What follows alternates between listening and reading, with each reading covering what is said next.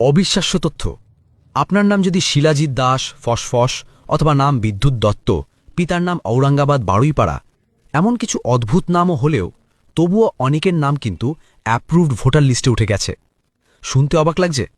আজকে আমি আপনাদের কিছু চমৎকার দেখাবো প্রমাণসহ। প্রথম উদাহরণ দেখুন। নাম দাউদ মণ্ডল, তোলা কুম্ভীরা, পিতার নাম কুম্ভীরা সাবদুলপুর।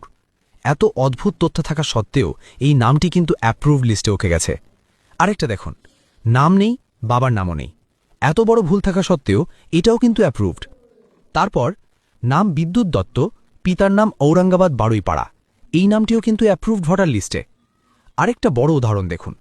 নাম দুর্লভ ঘোষ, এখানে দেখা যাচ্ছে সরস্বতী ঘোষ, মালঙ্গ ঘোষ, মণি ঘোষ, সবাইকে দুর্লভ ঘোষের স্ত্রী হিসেবে দেখানো হয়েছে।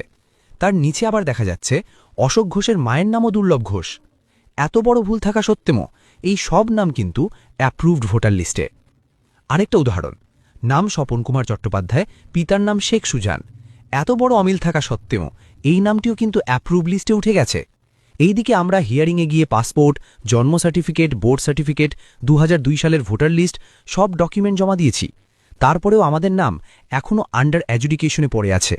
তাহলে প্রশ্নটা এখানেই, যেখানে এত ভুল থাকা সত্ত্বেও অনেক নাম অ্যাপ্রুভড হয়ে যাচ্ছে, সেখানে সব ডকুমেন্ট জমা দেওয়ার পরও অনেক মানুষ কেন এখনও আন্ডার অ্যাডজুডিকেশনে?